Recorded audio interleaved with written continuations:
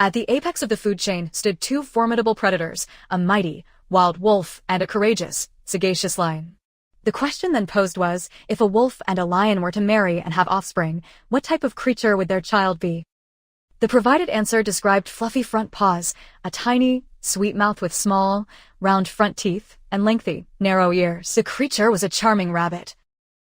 The young female protagonist paused, finding the answer utterly absurd. Her mother was a wolf, her father a lion, yet she was a rabbit? How could this possibly be rational? Nevertheless, no matter how she examined herself, her appearance was undeniably that of a rabbit. She pondered her current predicament. Born under a divine prophecy, she was now merely a rabbit, seemingly possessing nothing but cuteness. She wasn't just any rabbit, she was an insignificant rabbit destined, she believed, to one day cause the downfall of both her mother's and father's noble lineages. This entire situation had unfolded just a few hours earlier, stemming from a minor incident at the heiress estate, the domain of the House of Wolves. A maid inquired if the small child was on her way to see the madam. The child confirmed she was and dashed away, her tiny feet making soft sounds on the floor. Both maids watched in admiration. The child was simply overwhelmingly adorable. One even felt a sense of complete well-being just by observing her. They still found it hard to fathom that someone so sweet would soon awaken as either a wolf or a lion. What they did know, however, was that upon awakening, she would transform into something remarkably impressive. This child, the sole daughter of the esteemed wolf and lion families, the prophesied offspring carrying everyone's hopes, was named Cloeris. The realm where she resided was a world populated by beastkin. In its genesis, the continent was governed by a singular, omnipresent God who had brought all existence into being. This deity bestowed unique supernatural capabilities upon 4 potent beastkin families and assigned each family stewardship over one of the continent's 4 cardinal regions. In the east was Gravis, the eagle with the ability to foresee the future. To the west resided Deimos, the snake possessing eternal life. The south was home to Lander, a lion who wielded the power of mana. And in the north were the Eris, the wolves blessed with regenerative combat abilities. These 4 families utilized their distinct gifts to maintain harmonious rule across the land. Yet, as generations passed, their extraordinary powers began to diminish. Just as divisions began to surface among the now less powerful families, a prophecy emerged. A child born from the union of the lion and wolf families would restore peace to the continent. Motivated by their longing to regain their former power, the families forged a political marriage alliance between the House of Lander, lions, and the House of Eris, wolf. The subsequent year, the prophesied child was born, who was, naturally, Chloe. However, not long after her birth, her parents divorced. Whenever Chloe inquired of her mother or uncle about the reasons for the separation, they consistently evaded the subject, particularly when the conversation touched upon the lion family. Chloe opened the door and found her mother inside, appearing sorrowful once more. Princess Melissa of the Wolf Clan seemed a little downcast every spring, the season she had divorced Chloe's father. Chloe wondered what could have caused her mother to feel this way. She quietly closed the door, deciding to visit later and hoping her mother would cheer up soon. She genuinely wished to know if there was anything she could do to assist. Her gaze settled on the nearby flowers, thinking perhaps those would brighten her mother's mood since Melissa adored flowers, and a gentle idea formed in close thoughts, a flower crown, which would look beautiful on her mother. As Chloe began gathering the blossoms, a sudden noise startled her.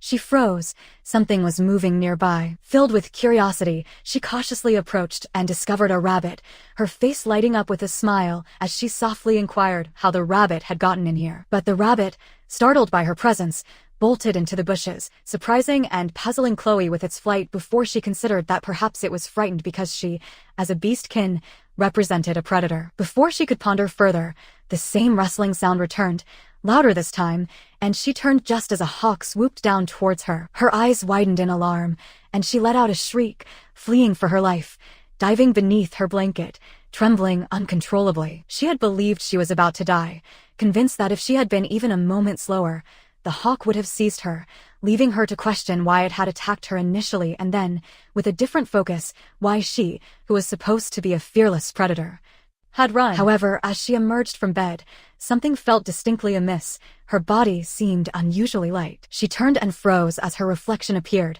A rabbit gazed back at her. She stumbled backward in a panic, realizing she had transformed into a rabbit, a transformation that defied all logic given her wolf mother and lion father, prompting her to begin urging herself to awaken as a wolf once more. The initial shock of her rabbit transformation subsided within a minute, replaced by a rush of fragmented nightmares from her memory, memories that belonged to a past life. And just like that, with the sudden resurgence of recollections from her former existence, she understood that this world was the setting of a novel she had once read, and she had been reborn as a mere background character within it. The novel's title was Prejudice and Prejudice and Prejudice, and its narrative commenced with Lucian Lander of the Lion family murdering his wife, Melissa, heiress of the Wolf family, along with their daughter Chloe, before taking his own life. This horrific act ignited a brutal war between the two noble houses, a conflict that intensified into a devastating war bringing the entire continent to the brink of destruction. Until this war ends when two main protagonists emerged and utilized their unique powers to finally bring peace. When she had first read the novel,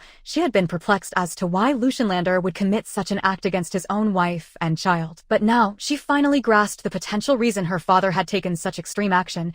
It was likely because the offspring born from two powerful beastkin had manifested as nothing more than a rabbit. With this realization, everything fell into place, and she understood he must have suspected her mother of infidelity and consequently felt profoundly betrayed. Her thoughts were interrupted when a gentle voice from the doorway inquired if she was present. She froze, then a wave of panic washed over her.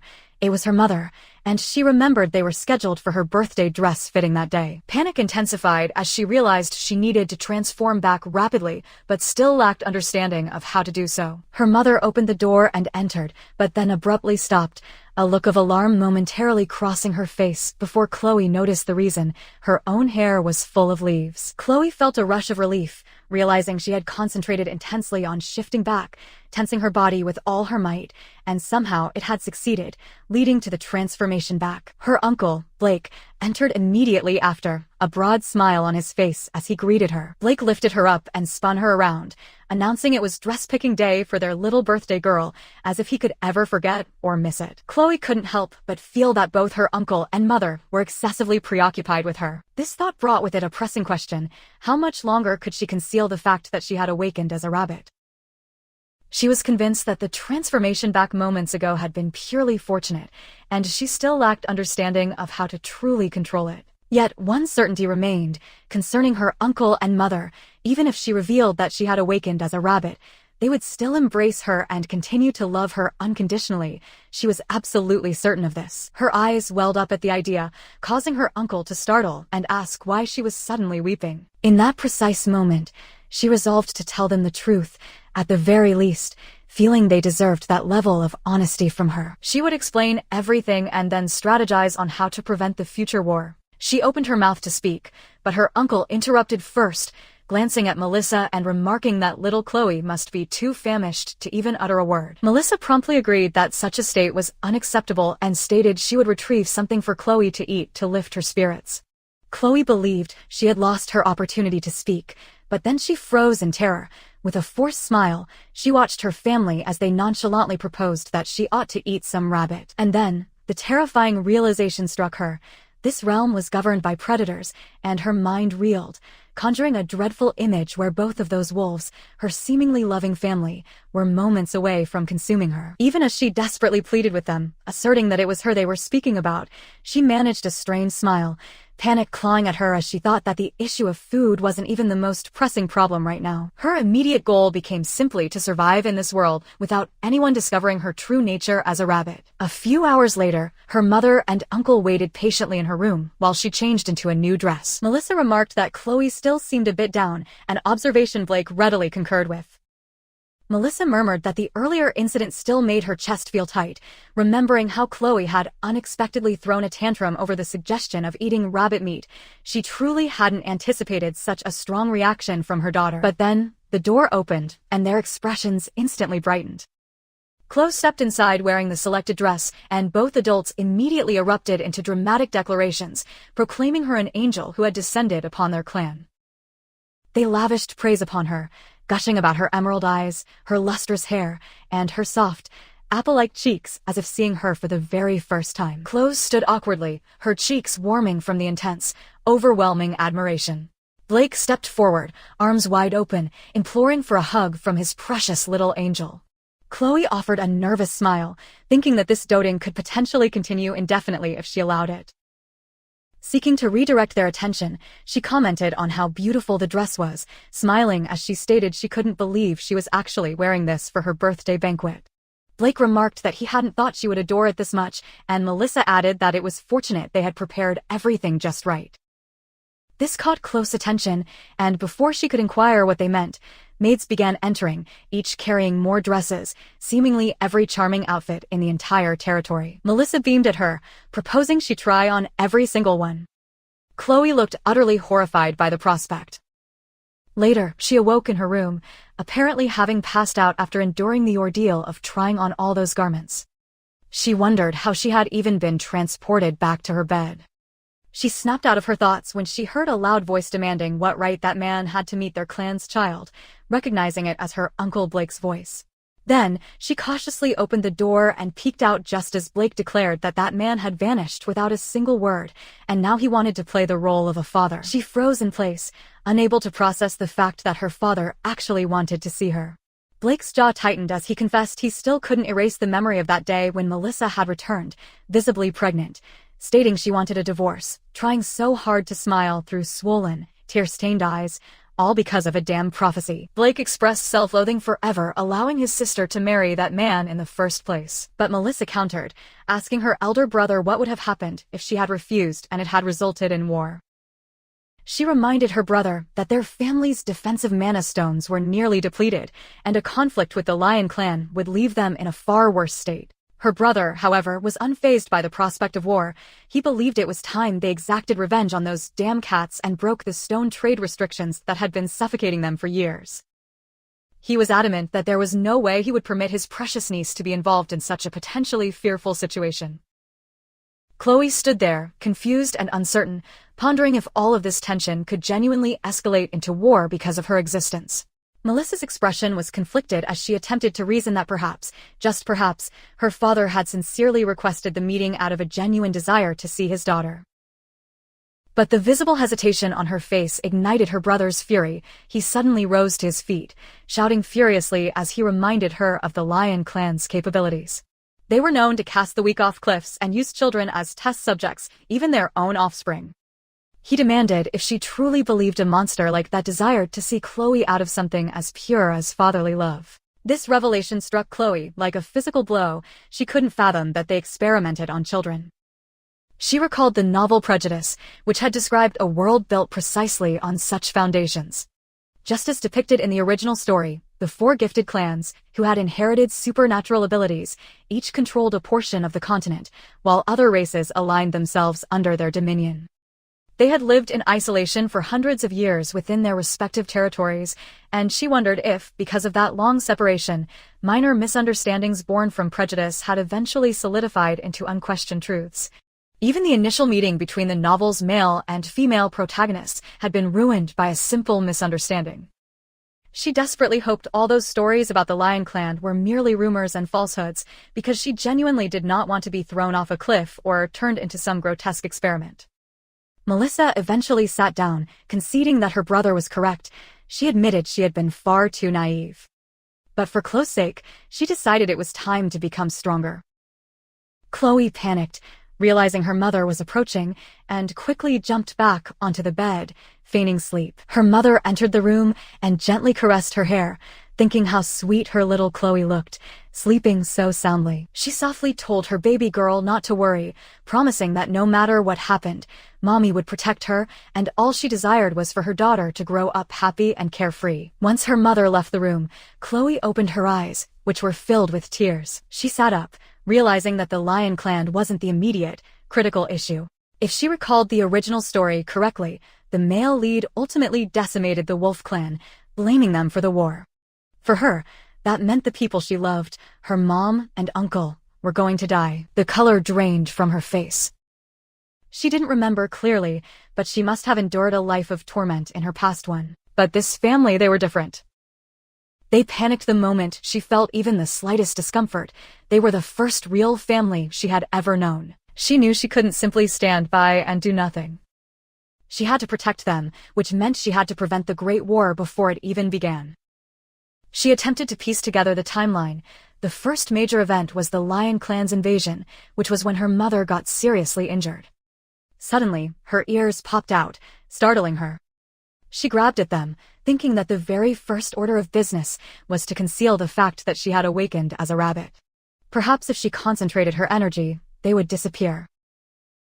She became engrossed in the task of transforming, unaware that the Lion Clan's invasion was not a distant threat but incredibly close. The day and moment the Wolf family had been eagerly anticipating finally arrived. Chloe stepped into the grand banquet hall, accompanied by her family, all wearing bright smiles. Her 7th birthday banquet had commenced. Guests were showering her with gifts and compliments. Blake turned to his friend, asking if he had ever seen an angel, then pointed to his niece, declaring they were looking at one right in front of them, encouraging everyone not to miss a single detail, not even one eyelash of their little one. Everyone began staring at her. She was truly grateful that everyone liked her so much, but this attention felt a bit overwhelming. She thought that even compared to the king and princess, her uncle and mother had made her banquet feel even more extravagant, and wondered if that was truly appropriate. Someone called her name, and she recognized the voice and turned. It was Brooks, wishing her a happy birthday. She sighed, asking what he was wearing, as she had expected him to dress up formally today. He replied that he was her escort knight, and therefore had to fulfill this duty, and she wondered what could possibly happen on a day like this. He told her he had prepared a gift and handed her a handmade doll. She was surprised, remembering how he had been making it last year when she had caught him, and he had freaked out, saying it was for his daughter. The design might be a little unusual, but she appreciated the effort he had put in, exclaiming that it was so adorable and that she was going to sleep holding it every night, which made Brooks beam, saying he was glad it brought her joy. Suddenly, Blake lifted her into his arms, telling her it was time to close her eyes and make a wish, and that if there was anything she desired, she should ask the dragon for it. She shut her eyes and prayed to the dear dragon, asking for help to prevent the war, vowing to do her best and give everything she had, her simple prayer being for the protection of her family and the people of the kingdom. She felt grateful, and what mattered most was that they were all together now, clinging to the hope that everything would work out in the end. The very next moment, the door crashed open and a man rushed in with the urgent news that the Lion Clan was attacking, having used warp magic to infiltrate the royal palace, their objective being to defeat anyone in their path and capture Princess Chloe. Panicked, her mother ordered Brooks to look after Chloe, and the girl realized with alarm that the Lion forces were specifically after her. More disturbingly, the timeline had shifted. In the original story, the attack wasn't supposed to happen until after she had turned 10. Then, the horrific memory surfaced. What would happen to her mother during this invasion? She immediately panicked, asking Brooks about her mom. He attempted to reassure her, stating her mother was one of the clan's finest warriors and would surely protect herself. But Chloe, frantic, insisted she had to go to her mother, overwhelmed by a sense of dread. Brooks refused, insisting it was far too dangerous and her safety was the priority. But then, she froze upon hearing her mother's sharp, commanding voice telling someone to back off, declaring the man would not take her daughter. Chloe's bunny ears popped out in response, causing Brooks to stare, frozen in shock. Without hesitation, Chloe jumped from his arms, making him stumble backward, hardly able to believe he had just witnessed Princess Chloe's bunny ears, yet telling himself now was not the time to dwell on it. On her way through the chaos, Chloe thought about how the invasion timeline had indeed moved up, and if things proceeded as in the original story, her mother would be gravely injured, which would, in turn, cause her uncle to initiate a devastating war. She began searching desperately for her mother, needing to get her out of danger quickly. She found her mother fighting fiercely with a sword against invading soldiers. Melissa turned in shock upon hearing Chloe's voice, and the men immediately rushed toward the child. Her mother's anger flared, and she told Chloe to close her eyes before killing the men without hesitation for daring to attempt harm upon her baby. Picking Chloe up, she asked if she was okay just as Brooks arrived. Her mother demanded to know how Brooks could have allowed Chloe into such danger, but though Brooks was ready to accept any punishment, her mother told him to forget it for now, their priority being getting Chloe to safety. After safely hiding Chloe away, her mother promised she would be back soon, but Chloe insisted on staying, arguing that if everyone else was fighting, couldn't one person avoid it? Her mother calmly explained that she was the strongest among the great wolves, as Chloe had witnessed moments ago when she defeated enemies with a single blow, and she was also the princess of the kingdom. To protect both Chloe and the citizens, she had to fight. Her mother hugged her tightly, asking her to trust her and wait just a little longer, saying she loved her before closing the door to conceal Chloe in a safe place. Watching her mother grow distant, Chloe couldn't help but feel guilty and blame herself, realizing she hadn't been able to change anything. What good was remembering her past life and knowing the original story if she was just a helpless child who couldn't accomplish anything alone? Suddenly, the sound of the door opening startled her. She shut her eyes and covered her ears, slipping back into a painful past life memory where she had hidden in a closet as a man searched for her, telling her she was desperate to get herself killed. This familiar, terrifying moment pulled her back into that traumatic memory. The door opened, and she started murmuring apologies, begging the person not to hit her, crying her eyes out. The man watched her in complete silence. When the lack of sound registered, she cautiously opened her eyes to find the man standing before her, shedding silent tears. Confused, she wondered who he was and why he was crying while looking at her. He crouched down, softly saying she must be Chloe, recognizing her immediately despite it being their first meeting. Her eyes widened as she realized he had the same eyes as hers, and just as it dawned on her who he might be, he spoke again, saying it was nice to meet his daughter. She remembered asking her mother about him once, questioning what kind of person he was. Her mother had replied he was blunt and inflexible, but to her, he had been endlessly kind and warm. Chloe's wide eyes had turned toward her mother, only to find her crying as she admitted that sometimes he became someone she'd hated. From that day on, after seeing her mother cry for the first time, Chloe never brought up her father again. Waking from her dreamlike state, Chloe wondered why that particular memory had resurfaced. A voice cut through her thoughts, Ian's voice, reminding his brother of what he had always said, that they should never trust the Wolf clan. The voices caught Chloe's attention, and she suddenly realized the surroundings were unfamiliar, turning toward the source to find her father sitting with another man, presumably Ian. Her father admitted to Ian that he had thought he had to wait, that if he just tried a little harder, Melissa might change her mind. Chloe looked at Lucien, realizing he was the one she had seen crying as he looked at her right before she fainted. He must have taken her unconscious body and fled while her mother and Blake were fighting. She curled into herself, shaking as the truth sank in. She had been kidnapped by the Lion clan. Lucien continued speaking to his brother, stating that even if Ian didn't want to believe it, the fact remained they mistreated a child, recounting rumors that they used to throw nearly rotten food at her and even released wild beasts just to enjoy watching her terrified, adding that they even used the poor kid in experiments. Chloe started to tremble, her body shaking as she absorbed these horrific accusations. Could there really be a place where children were tormented like that? The thought was too horrifying. Ian added that they said right before being rescued, the child had been locked inside a wardrobe, and she was even clinging tightly to a cheap doll like it was some kind of treasure, finishing with certainty, the Wolf clan definitely tormented Chloe. Chloe was left speechless, realizing with shock they were talking about her, believing she was the one who had been tormented. Lucien dropped his head in distress, and Ian asked if he still thought they were lying, reminding Lucien that they could never tell a lie. Lucien admitted that might be true, leaving Chloe wondering internally who they were referring to. Ian continued, stating that according to them, Melissa Eris condemned her own daughter more than anyone.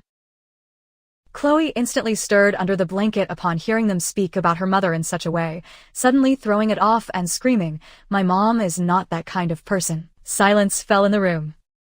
Panicking, she dove back under the blanket, wondering what she had just done. When she heard their footsteps drawing closer, she gasped and decided to feign sleep. Lucien lifted the blanket and found her snoring softly, immediately realizing she was pretending. For a moment, he considered pretending he didn't notice and just walking away, but before he could decide, Chloe sat up, acting as though she had just woken up. Lucien gently asked if she had slept well and if she was feeling all right. She looked at him, hearing again the voice that had once said it felt nice to see his daughter, recalling the face from her mother's wedding portrait. This man must be her father, Lucien Lander. Her days shifted to Ian, and her blood ran cold. He was the one who, in the novel she remembered, cruelly murdered her uncle. He was the head of the Lion clan, the king of vast clans, Lion Lander. She realized this was a place where even a minor misunderstanding could ignite a war, and therefore, before things escalated, she needed to clarify the misconception that she had been tormented. Closing her eyes, she spoke up, saying she had happened to overhear their conversation and believed there had been a mistake. Her voice trembled as she declared her mom and uncle loved her, and she loved them too, insisting there had never been any mistreatment. She flinched slightly when her father gently uncurled the fingers she had been clenching tightly, telling her if she kept clenching her fists like that, her hands would hurt tomorrow, then adding, "Let's eat first and talk later. For now, she needs to rest." And with that, they left her alone in the room. She sat there, stunned, wondering what that interaction had just been and why he had held her hand so gently. Later, at the dining table, she felt crushed under the weight of the maid's stares. Isabel asked if she had finished eating already, and Cassie added perhaps the food didn't suit her taste. Chloe blurted out, "No, it's delicious." But they pointed out she had left quite a bit, and she claimed she usually just ate a little. They reminded her children were supposed to eat well, making her inwardly cry, thinking how could she eat anything with them staring so intensely. They picked up her plate, saying if she had lost her appetite, they would clear it for now, and before leaving, pointed to the cord beside her bed, telling her to pull it any time if she needed anything. Everyone here felt strange, and there were knights posted outside the door too. First things first, she thought. She needed to figure out how to contact her mom and uncle. The magic stone bracelet Uncle Blake had given her was lost when she was kidnapped. So now she would need to find a new magic stone somehow. Fortunately, the Lander family's abilities revolved around manipulating mana, and since all those abilities were powered by magic stones, it was said that within the Lion territory, magic stones were so common they were practically lying around everywhere. She thought if that were true, shouldn't she be able to find at least one nearby? With that in mind, she began searching the room, hoping she might find something. There had to be a magic stone here somewhere.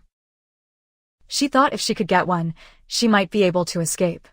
But after checking every drawer and shelf, she found nothing, just baby items scattered here and there. She sprawled on the floor and thought, weren't there rumors that magic stones were as common as pebbles around here? Just then, her eyes caught something under the bed, a box. What's that doing there? She thought, her heart skipping a beat as hope flickered to life. Could it be a magic stone? Without wasting a second, she pulled the box out and opened it, only to freeze. She sank to her knees in despair, thinking, why are there only baby items in this room? In the original story, it was written that she was the last child born into the Lion family. Did that mean her dad had prepared this room just for her? But she quickly shook her head, telling herself to get a grip. She didn't even know the exact situation yet. She shouldn't jump to conclusions on her own. For now, she forced herself to focus on what mattered, finding a mana stone. Her mom and uncle must be waiting for her. But even after searching the room all night, she still couldn't find a single mana stone. Her frustration grew. Were they really the Lion family, the one known for being overflowing with mana stones? Determined to search elsewhere, she asked the maid if she could take a look outside. The maid, more than eager to please, replied that she would prepare everything right away. Forcing herself to confront her fear, Chloe barely managed to step out into the garden. But once she was there, she found herself unsure of what to do now.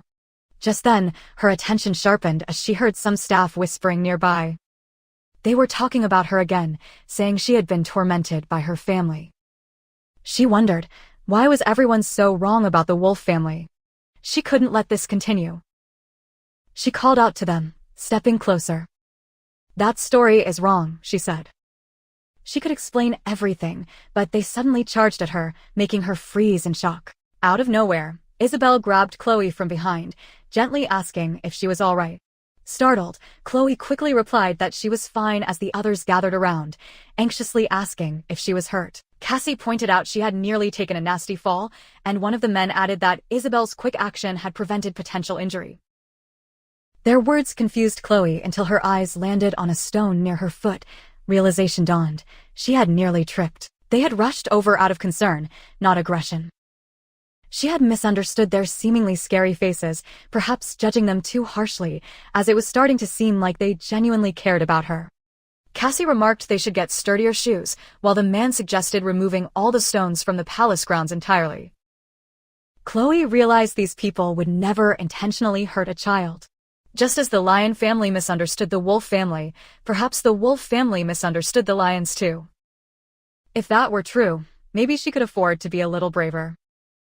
Suddenly, she blurted out that there was somewhere she wanted to visit, pointing toward a prominent tower and expressing her desire to see the cool-looking structure, feeling intuitively she would find something important there. Upon reaching the top, the breathtaking panoramic view of the entire lion territory stretching out before her left closed speechless, it looked completely different from the wolf territory.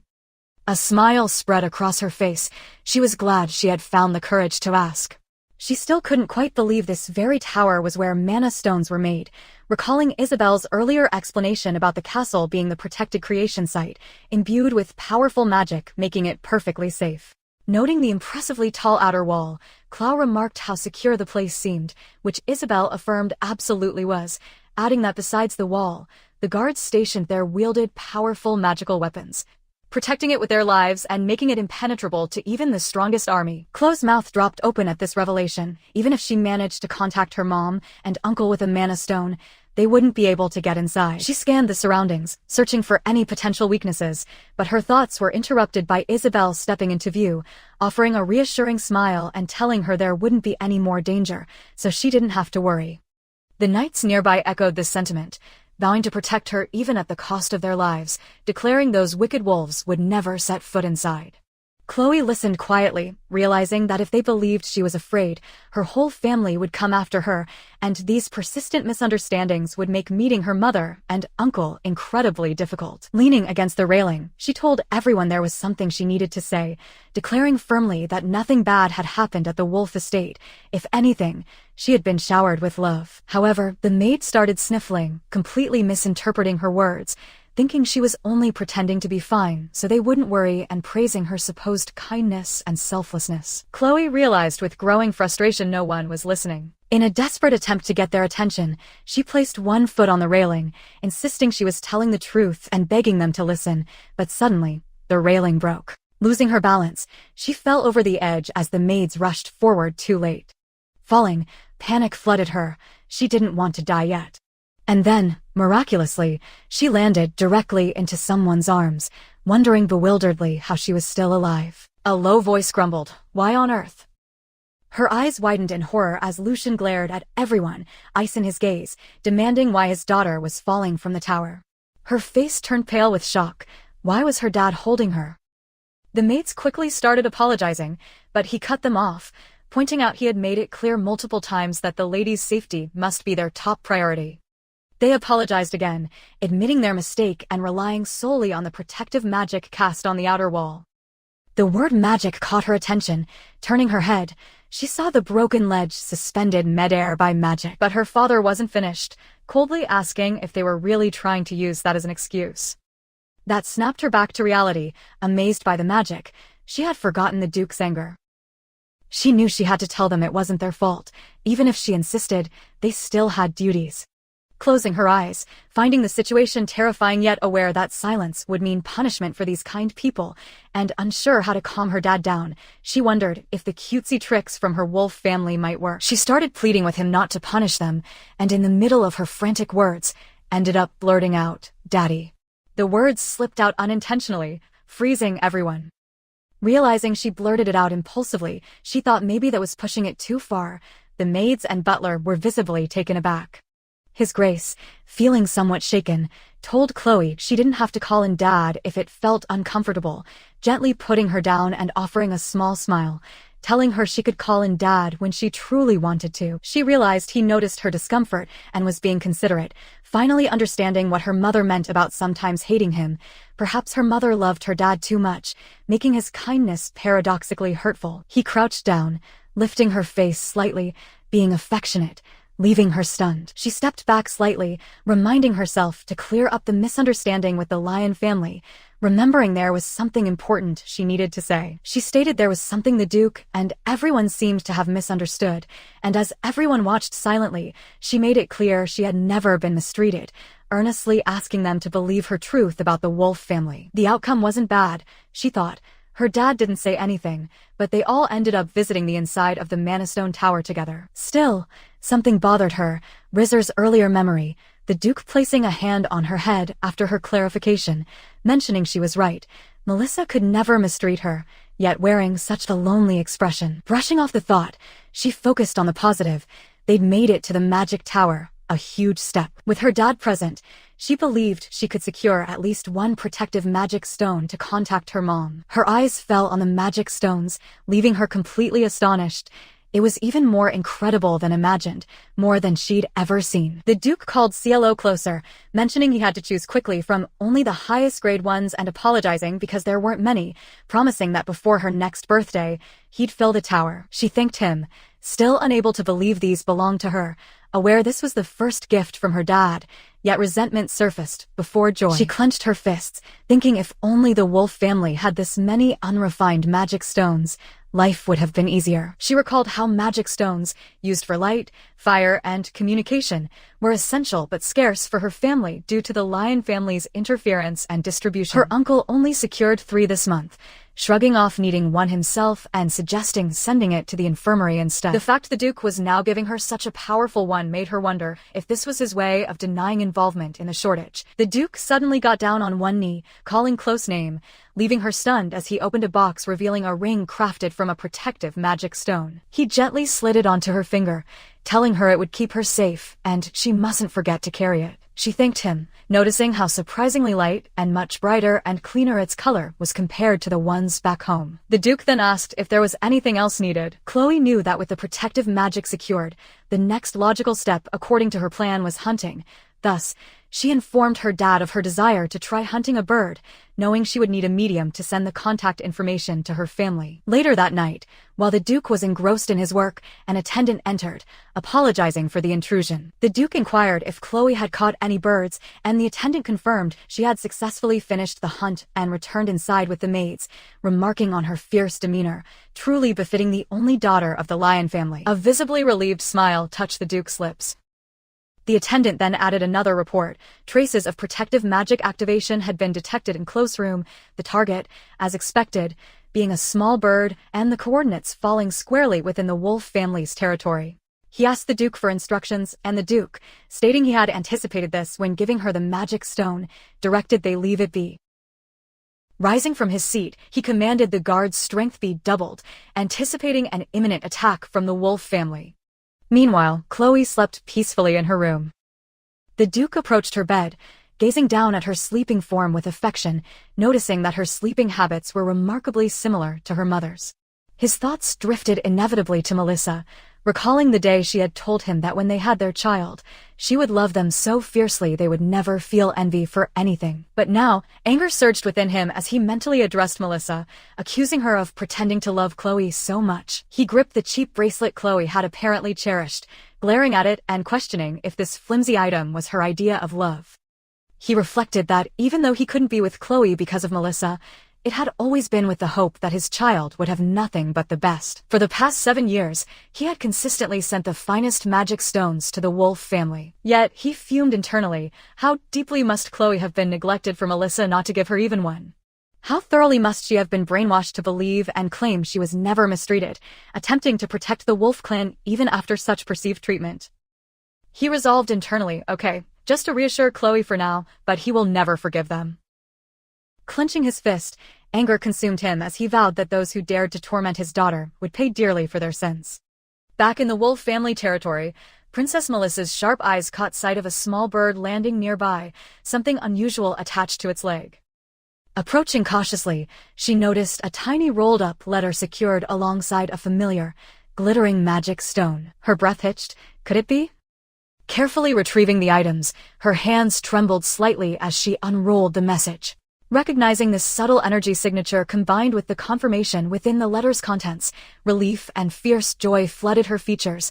It was from Chloe, her precious daughter, alive and managing to send word. Clutching the letter tightly to her chest as if holding Chloe herself, Melissa whispered with unwavering determination, her voice thick with emotion, "Mother is coming soon to save her daughter." Then, a shift occurred. her gentle relief replaced by a chilling, deadly aura as her gaze hardened, her thoughts focused solely on the one responsible. Lucian Lander, she vowed, her voice laced with icy fury, who dared to kidnap my daughter, will pay a heavy price for his transgression.